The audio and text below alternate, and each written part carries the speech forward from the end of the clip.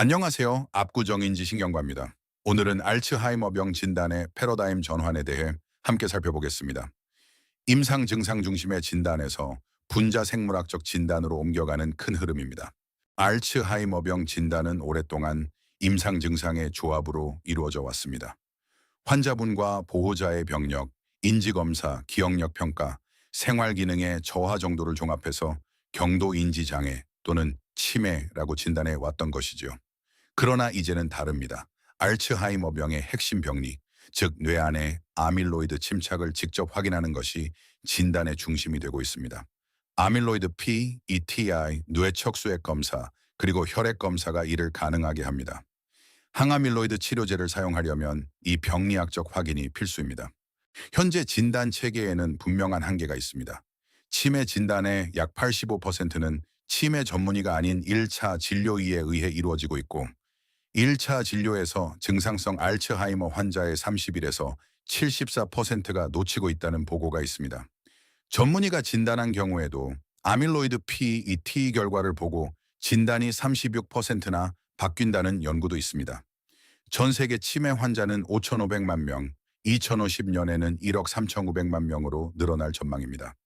이런 상황에서 항아밀로이드 치료제가 등장하면서 아밀로이드 병리 확인은 이제 선택이 아닌 필수가 되었습니다. 아밀로이드 병리를 확인하는 방법은 크게 세 가지입니다. 첫째, 아밀로이드 PET입니다. 뇌 안에 침착된 아밀로이드의 분포와 밀도를 직접 영상으로 볼 수 있는 가장 정확한 방법이지만 장비와 방사성 추적자 비용이 매우 높고 전문 인력도 필요해서 접근성이 떨어집니다. 둘째, 뇌척수액 검사입니다. 현재 전 세계 2차 진료의 표준이며 FDA 승인을 받은 세 종의 검사가 있고 민감도와 특이도가 약 90%로 매우 우수합니다. 다만 요추천자가 필요하고 항응고제 복용 환자는 어렵다는 한계가 있습니다. 셋째, 오늘의 핵심인 혈액 바이오마커 검사입니다. 안전하고 간편하며 1차와 2차 진료 모두에서 활용 가능하고 환자 수용성도 좋습니다. 다만 검사 종류별 성능 편차가 크고 컷오프 표준화가 아직 진행 중이라는 점이 과제입니다. 혈액 바이오마커는 어떻게 아밀로이드 병리를 감지할까요? 주요 측정 지표는 네 가지입니다. 아밀로이드 베타 42대 40 비율은 가장 오래된 지표로 AUC, 즉 정확도가 0.70에서 0.85 정도입니다. 인산화타우 181번은 초기 임상에서 사용되어 왔고 인산화타우 217번은 AUC 0.92에서 0.98로 뇌척수액 검사와 동등한 성능을 보여 현재 가장 유망합니다. 인산화타우 231번은 전임상기 검출 가능성으로 연구가 진행 중입니다. 검사 성능은 네 가지 지표로 평가합니다. 민감도는 PET 양성자를 얼마나 놓치지 않고 잡아내는가, 특이도는 PET 음성자를 잘못 양성 판정하지 않는가입니다. 임상에서 더 중요한 것은 PPV, 즉 양성 예측도와 NPV, 음성 예측도입니다. 양성이 나왔을 때 실제 병리가 있을 확률, 음성일 때 없을 확률을 뜻합니다. 단일 컷오프만 사용하면 경계값 근처의 결과가 흔들리기 쉽습니다. 그래서 합의문은 두 개의 컷오프를 사용해 결과를 세 분류로 나눌 것을 권합니다. 양성은 아밀로이드 병리를 확인할 수 있는 범위, 음성은 배제할 수 있는 범위입니다.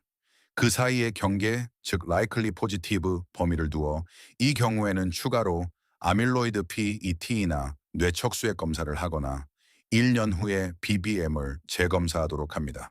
단 이 경계 영역에 해당하는 환자가 15에서 20%를 넘으면 임상적 유용성이 떨어지므로 그 이하로 유지되어야 합니다. 이 방식은 이미 FDA 승인 루미펄스 뇌척수액 검사가 채택한 방식이기도 합니다. BBM은 두 가지 목적으로 사용할 수 있습니다. 첫째는 선별 검사, 즉 트라이징입니다. 아밀로이드 병리 가능성이 낮은 환자를 먼저 걸러내고 양성으로 나온 환자만 PET나 뇌척수액으로 확진하는 방식입니다. 권장 성능은 민감도 90% 이상, 특이도는 1차 진료에서 85%, 2차 진료에서는 후속 검사 수용 능력에 따라 75에서 85%까지 허용됩니다. 둘째는 확진 검사입니다. 추가 검사 없이 BBM만으로 아밀로이드 병리를 확정하는 것입니다. 이때는 뇌척수액 검사와 동등한 수준, 즉 민감도와 특이도 모두 약 90%가 요구됩니다. 만약 BBM이 뇌척수액보다 정확도가 떨어진다면 항아밀로이드 치료를 결정할 때는 뇌척수액이나 PET를 우선해야 합니다. 같은 BBM 검사라도 환자에 따라 결과 해석이 완전히 달라집니다.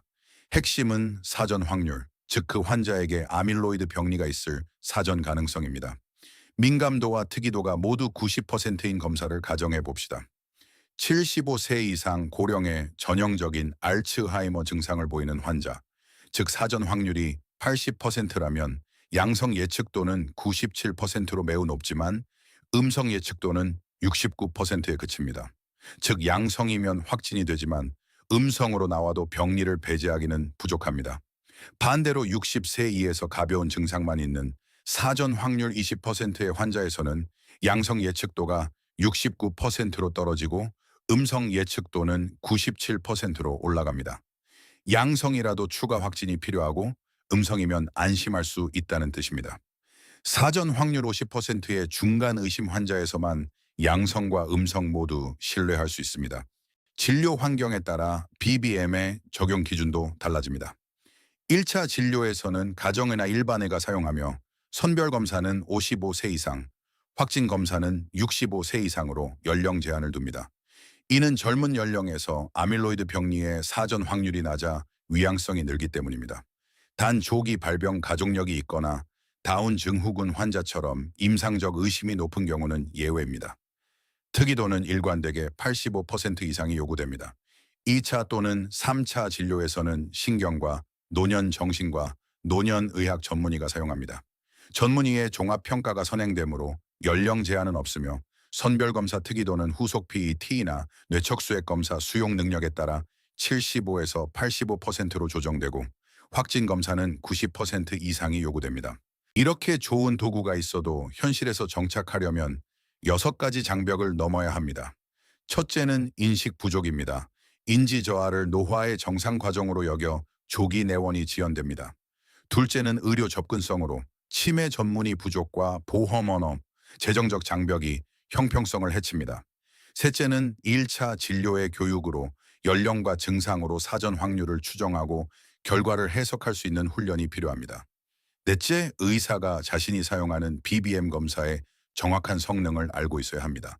다섯째, 직장 운전, 보험 낙인 등 사회적 영향에 대한 사전 상담이 필요합니다.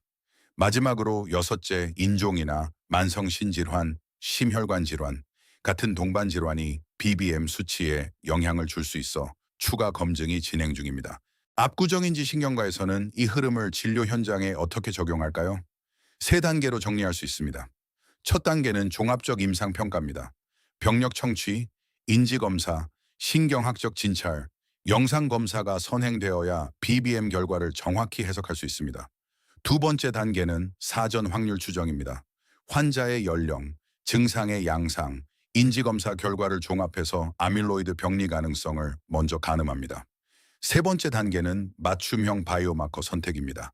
환자의 상황에 따라 BBM에서 시작해 필요시 뇌척수액이나 PET로 진행하는 단계적 접근, 혹은 처음부터 확진 검사로 직행하는 경로를 선택합니다.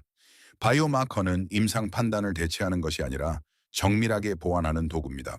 정리하겠습니다. 알츠하이머병의 진단은 이제 증상이 아닌 병리로 정의되는 시대로 들어섰습니다. 항가밀로이드 치료제의 시대가 열린 지금 안전하고 확장 가능한 혈액 바이오마커는 더 많은 환자에게 정확한 진단의 길을 열어줄 수 있습니다. 정확한 사전평가, 적정 바이오마커의 선택, 통합적 해석, 압구정인지 신경과는 이 3가지 원칙으로 환자분께 최선의 진단을 제공하겠습니다. 시청해 주셔서 감사합니다.